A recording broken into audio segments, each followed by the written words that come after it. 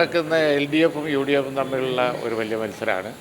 അതിൻ്റെ ഇടയിൽ മത്സരിക്കുന്ന ആളുകളെക്കുറിച്ചൊന്നും പൊളിറ്റിക്കലായിട്ട് വലിയ റിലവൻസ് ഇല്ലാത്തതുകൊണ്ട് ഞങ്ങൾ അതിനെക്കുറിച്ചൊന്നും ഇപ്പോൾ പറയാറില്ല. അപ്പോൾ അവിടെ പൊളിറ്റിക്കലായിട്ടുള്ള മത്സരത്തിൻ്റെ ഇടയിൽ നടക്കുന്ന സംഭവവികാസങ്ങളെക്കുറിച്ച് വല്ലതും ചോദിക്കാനുണ്ടെങ്കിൽ നിങ്ങൾക്ക് ചോദിക്കാം. അല്ലെങ്കിൽ നമുക്ക് പിന്നെ വൈകുന്നേരം അവിടെ നിലമ്പൂരിൽ നിന്ന് കാണാം.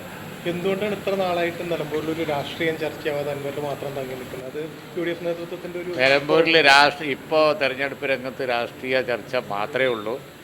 അവിടെ തെരഞ്ഞെടുപ്പ് രംഗം വീക്ഷിക്കുന്ന ആർക്കും മനസ്സിലാവും അവിടെ ഡിസ്കഷൻ എന്ന് പറയുന്നത് ഇന്ന് കേരള സമൂഹം അനുഭവിച്ചുകൊണ്ടിരിക്കുന്ന വിഷയങ്ങളാണ്. അവിടെ മലയോര കർഷകർ കാണുന്നില്ലേ, അവർ മുഴുവൻ UDFിൻ്റെ സ്ഥാനാർത്ഥിക്ക് പിന്തുണയുമായി പിറകെയുണ്ട്. അതുപോലെ തന്നെ UDF ക്യാമ്പിലെ അത്യുത്സാഹം കാണുന്നില്ല. അതിൻ്റെ കാരണം ജനങ്ങൾ അനുഭവിക്കുന്ന പ്രശ്നങ്ങളിൽ അവിടെ ചർച്ചയാകുന്ന വിഷയം അതാണ്.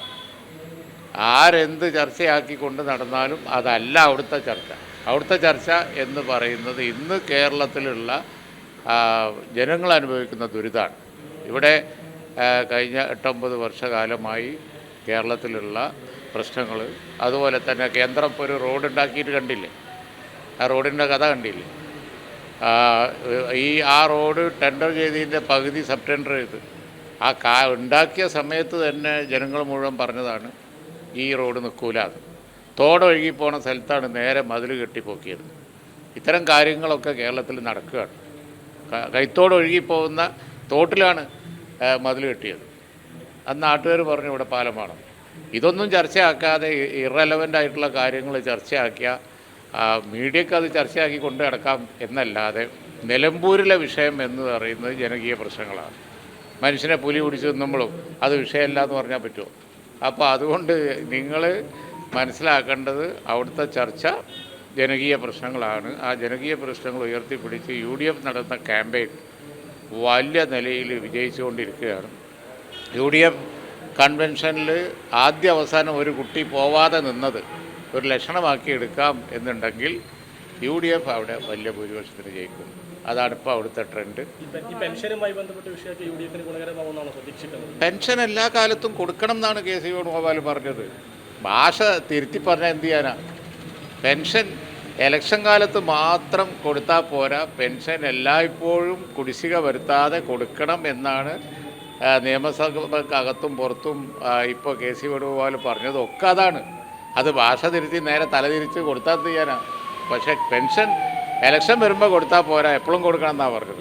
ഒരൊറ്റ കാര്യം, ഈ PV പറഞ്ഞ കാര്യം, ഈ ആഭ്യന്തര വകുപ്പ് 2026 വേണം, അതല്ലെങ്കിൽ വനം വകുപ്പ് രണ്ടും കൂടെ വേണം, അതല്ലെങ്കിൽ സതീശന്റെ സ്ഥാനത്ത് നിന്ന് മാറ്റണം എന്നാണ് അൻവറിന്റെ ഉപാധിയായിട്ട് പറയുന്നത് എന്ന് പറഞ്ഞ കാര്യം. നിങ്ങൾ ഇറലവൻ്റായ കാര്യം ചോദിച്ചാൽ ഉത്തരം പറയാനുള്ള ബാധ്യത എനിക്കില്ല.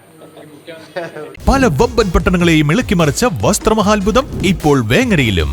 ഡൽഹി, കൊൽക്കത്ത, ബോംബെ, സൂരത്ത്, അഹമ്മദാബാദ്, ഈറോഡ്, തിരുപ്പൂർ എന്നിവിടങ്ങളിലെ ഫാക്ടറികളിൽ നിന്നും ഉൽപാദനത്തിൽ കൂടുതലായി വരുന്ന വസ്ത്രങ്ങൾ ഉൽപാദന വിലയിൽ നേരിട്ട് വിറ്റഴിക്കുന്നു. ട്രെൻഡി കളക്ഷൻസ് ധാരാളം എത്തിച്ചേർന്നിരിക്കുന്നു, അതും കണ്ണഞ്ചിമ്പിക്കുന്ന വിലക്കുറവിൽ.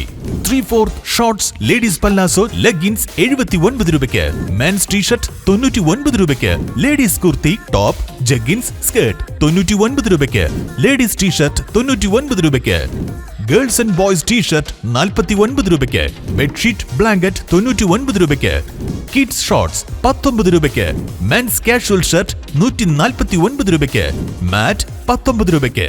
ഈ വിറ്റഴിക്കൽ മഹാമഹം സ്റ്റോക്ക് തീരുന്നതുവരെ മാത്രം. ആദ്യമെത്തി വസ്ത്രങ്ങൾ കരസ്ഥമാക്കുവാൻ ഏവരെയും ക്ഷണിക്കുന്നു. വസ്ത്രമഹാത്ഭുതം, വളപ്പിൽ ടവർ, താഴെയങ്ങാടി, വേങ്ങര.